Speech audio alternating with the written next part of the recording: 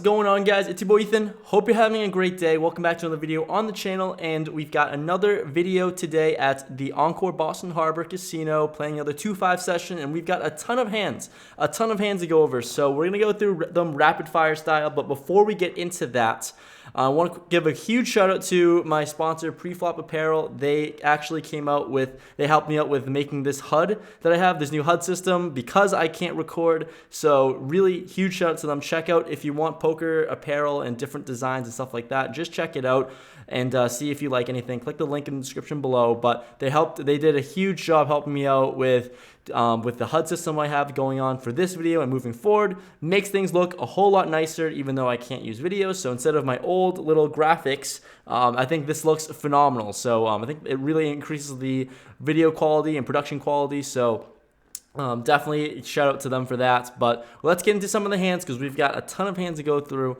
And yeah, it's an interesting session. We play against a few poker pros. Poker pros by the meaning that they play like 10, 20, and 25, 50 casually and consistently. Player to my direct left when I sat to the table had a huge stack, and he knew what he was doing, and I was just like a normal 1-2 player playing against someone who plays 10, 20. So that's just not cool. And then a player to my right, he joined in later in the session, and he quickly left, thank goodness. He played for maybe like 30 minutes to an hour and then hopped into the 5-10, 10-20 game at Encore. So yeah, these two players, it was an interesting time. I really should have left the table, but I didn't. But I liked having the dynamics with them because, well, you got to play against good players to get better, right? So that was here for the experience. So let's just see how this session went. So the first hand we hop into here, I am under the gun with pocket fives. I opened things up to $15 and 5 calls around. I really just don't like open limping. I think that's just not ideal. And if we're going to take it multi-way, this is the exact hand to do it with. So let's go 6 ways to a flop out of position of King 4-5 Rainbow, flopping middle set. That's the exact kind of board I wanted to see. And action checks to me.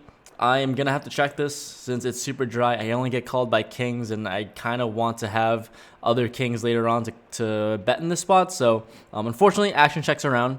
Turn is an 8. Small blind leads really small for $35.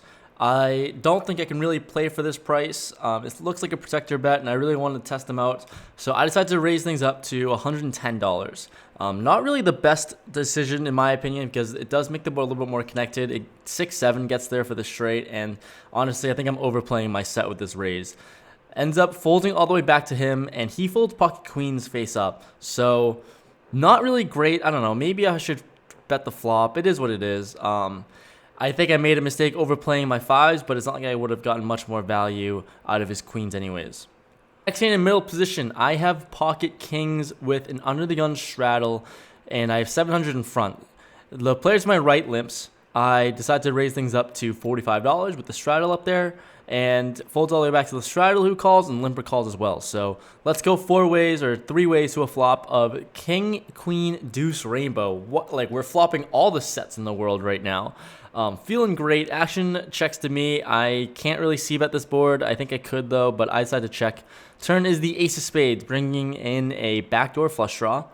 Action checks all the way back to me again, and there's just no way I can just check it behind in this spot again. So I bet $75. Straddler tank folds, and then the limper snap folds after that. So unfortunate, couldn't get any value from my set, but I'll take it down looking at kings in a straddled pot at 2-5. This hand, king queen offsuit in the big blind with 800 in front. Undergun player makes it $15, and there's 5 callers to me in the big blind. I think this is a pretty good squeeze spot, but once again, I just decided to flat because the undergun player who did raise, the guy to my direct left, he's like the 10-20 player, so didn't really feel like testing him out at this point at all. Didn't really feel like testing him out of position, and he's under the gun. He raised pre. It's fine. We're going to go see a flop. So we go to a flop of Queen 8-7, 2 diamonds out there. Undergun, I check when action onto me, obviously, and undergun player checks. So checks all the way to the cutoff, who bets pot, $105. Really interesting spot. Top pair, pretty good kicker, and I think he could be on a lot of draws sometimes, trying to squeeze people out and take down the pot right then and there. So I decided to just flat here. I call, and action folds all the way back. So we're going to go heads up to a turn. Turn is the 3 of diamonds. So the diamond draw gets there. I'm out of position in the spot. I check, and he quickly checks it back. So don't think he could be on a diamond draw. I don't really can't really put him on a hand because I think diamonds definitely bets in this spot. But so we're going to go heads up to a river. River is the another 8. So paired board now, and I have a pretty good kicker. I check. He bets $200. I think this is a fold sometimes, but I decided to just snap it off. I'm really not sure what he was playing with, and I was just really confused and lost this whole hand. He has 8-7 for a boat, and we lose. So he played it pretty well. He played it exactly how he should have to a certain degree, maybe a bit less on the flop, but he got value out of me, and we are kind of a donkey with just one pair here. Next hand, we have pocket 5s in the cutoff. An under the gun player limps. The player to my right raises to $20. He's one of the better players at the table. One of the other pros I was talking about. I was literally just in between the two. And I decided to call with my pocket 5s, and the limper calls. So we're going to go 3 ways to a flop of 7-3-3 rainbow. Perfect board for pocket 5s. And actions onto the pre-flop raiser, my direct right, who c-bets $35. I'm not really going away ever in this spot, so I decided to just call, and the undergun player folds. So let's go heads up to a turn. That is the 9 of spades, bringing in the backdoor flush draw. He fires once again for $85, and I don't really believe him at all. Honestly, I think even overpairs would check back in the spot sometimes, I guess, to a certain degree, or at least would think about checking. But he just went out and fired. I really don't think he just has a 9 in his range ever, and I don't think he has an overpair. So I call, thinking he just has a bunch of overcards. River's a deuce. He bets for 150. No way that I can ever fold in this spot, I don't think, after getting there, unless I have a good read on him. But I just really don't believe him. I put in the call. He announces he has king high, and we show, and we're good. We scoop it. So love the hero calls. Sometimes they work out sometimes. Here we have ace queen of diamonds in the big blind. The button limps, open limps, small blind limps, and I raise things up to $30, raising the size of the pot, and both players come along, so that's cool. Flop comes ace jack 7 rainbow with 1 diamond out there. Action checks to me. As small blind checks, I decided to play this a little bit trickier. I check, basically being nutted on this board. So with ace queen, I think it's probably the most perfect board I could really ask for. And the button, who is fairly aggressive to a certain degree when people are playing passive, he bets $45. Small blind calls, and I think for a little bit, and I decided to just flatten this board. It's to a certain degree dry, and there's a lot of cards that I can see on the turn and evaluate turns. So I just flat. Turn is the 8 of diamonds. Beautiful card for me when I have top pair, good kicker, and also the nut flush draw here. So small blind checks. Once again, I don't think I can bet out in this spot after checking. I've already taken this line, and I'm going to commit to it. So I check. Button fires $90. And the small blind ends up calling. So there's a lot in the middle, and it's the perfect turn card. The small blind also only has about 100 behind. So really, just have to raise this spot all the time. So I go and I grab chips, thinking I'm going to raise to about 350 or something like that, something for value, 300 to 350. And I ended up just flat calling because I'm an idiot. The button has about $1,000 behind too, so I'm just stupid. So I don't know why I flatted. I literally got chips to raise it up to 350, and I just didn't make the move that I should have made. So it is what it is, unfortunately. But we're gonna go 3 ways to the river, which is another 8. Not really a great card I wanted to see, but it should be a relatively safe one. Small blind checks. At this point, I have to go for value here, so I obviously decided to check, and the button checks it behind, and I show, and I'm good, because it ends up small blind was on diamonds as well, so she would have had to be forced to call the $100 and the rest of her stack, and who knows what the button had. I think he had an ace or something like that, so just stupid, really stupid. Leave in the comments below how stupid and donkey I played this hand, because I know. So thanks, I'm an idiot. After that donkey hand I played, we have king 10 of hearts in middle position. Under the gun raises up to $20. Player to my right calls.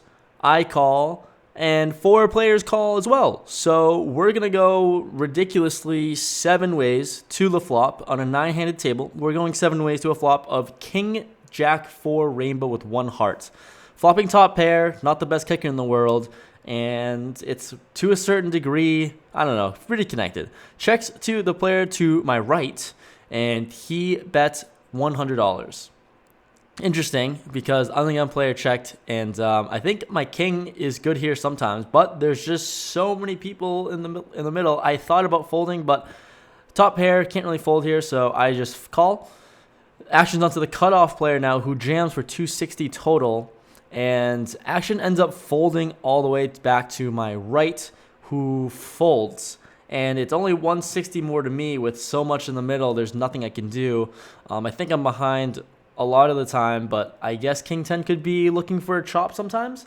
So I just call because I have to. Run out is the jack of hearts. River is the 8 of hearts. So we have the king high flush, but he has pocket 4s for a boat. So very much behind, board paired, and he takes it down. A pretty big pot considering how small he had, how little of a stack he had, but interesting to go 7 ways to a flop there. I am in early position in this spot. Under the gun raises up to $25. I call, hijack calls, and action to the small blind, who raises it up really small, 3 bets to $95. And the under the gun player calls as well. So really interesting because it's only 70 more for me to call. There's a good amount of money dead in the middle. And I think he's really nutted because small 3 bets multied way usually means he's pretty nutted here and wanting some calls. So I kind of priced into a certain degree. So I just had to call as well and other players fold. So we're going to go 3 ways to a flop in position, which is nice, of 10 deuce 3 rainbow. Not the flop I'm looking for. Just trying to set mine, hoping for a 5 and I get value. Small blind jam, 600 total. Under the gun player folds and I fold too. And it's unfortunate. It's the first time ever where I really tried to set mine for $100, which is interesting. But I felt like I was fine with that. But let me know. I really don't like set mining and burning $100 on fire, but that's what happened. This hand we have pocket jacks in early position with a good stack in front of us. I opened it up to $20. Middle position player and the small blind calls. So let's go 3 ways to a flop of deuce, deuce, 3 rainbow. Could you ask for a better flop for jacks, I guess? Besides having a jack high flop, action checks to me, and I decide to c-bet $30. Just a really good sizing to get value from smaller pocket pairs. He calls. Turn is a 9 of hearts, adding a backdoor flush draw. He checks to me once again, and I've got to get value from smaller pocket pairs, maybe a 9, and also, I guess, heart draws as well. And I bet $75 once again. It's on the smaller side, I think. It's probably half pot, and I'm fine with it. And he thinks for a long time and ends up making the call. River brings in the backdoor flush draw with the 5 of hearts. So not really the most ideal card I could ask for, but when he tank calls, I don't think he's on the heart draw a lot of the time. And still, I get a ton of value from a bunch of hands. So action checks to me, and I'm trying to figure out a sizing that he can call with a hand like pocket 8s, pocket 7s, even pocket 6s even. And I bet $100. Extremely small, trying to get a crying call, which he does call. Very nice. He reluctantly calls, I show, and we scoop it up. And finally a hand that I think I played well and I got value out of. Rolling this back, not the last hand we played, but we have pocket jacks again and under the gun with $1,400 in front of us. I open it up to $20, and we get 3 players in position who call. So we're going to go multied way to a flop. Flop is pretty good. It's queen 3-3, so pretty dry flop. Obviously, only a queen beats me. I decide to bet $35. I'm out of position here. It's pretty small. Middle position player makes the call. The button raises to $100. And a little background information. I've seen her make light raises a bunch in the past. She's shown down her bluffs and all that stuff. So she has the ability to raise light. She knows what she's doing. But it's really interesting because I just don't see why a queen would raise on this flop, you know? A queen is basically nutted. I guess you're afraid of aces or kings coming up, but realistically, you should feel amazing with your hand, and I would just flat here, especially in position. But it is a really small raise, but the main thing going through my mind was that I don't think a queen, I would personally never raise a queen here, I don't think, multi-way. Thinking I would have the best hand a lot of the time. So I think for a decent while, and I decided to just defend my pocket jacks. So I make the call, and the middle position player folds. Turn is a 9. Gonna check here, obviously I don't have a good idea of where I'm at, but I think I'm gonna fold on any bet. She checks it behind. Turn is a 7. Act just didn't really change a whole lot. Action goes check again, and she shows ace queen, so she takes it down. Pocket jacks just one shy, just 1 too short or whatever of being good there, but it is what it is. I just didn't see how ace queen would raise it up, but it does kind of make sense, I guess, with such a small raise. A $35 bet, $100 raise with a call. We'll see. No, we're not on repeat because we have pocket jacks in the hijack. Once again, pocket jacks for the 3rd time in a row in this video. There's 3 numbers to me. I'm going to raise it up to $35 on the bigger side with the purple limpers in there, and the small blind and early position player call. So in position, love that. Flop comes 10-4 deuce, 2 clubs out there, a non-threatening board for jacks, which is very ideal. You can't really ask for much with jacks here, honestly. So action checks to me. I bet $80, and the small blind jams for $180. Interesting, weird, not really. I guess I'm putting him on the flush draw, and I'm snap calling this every time. Folds all the way back to me. I snap call. Run out though. Run out is not great. Run out is a 6 of clubs, king of diamonds. So not only do the clubs get there, but also an overcard.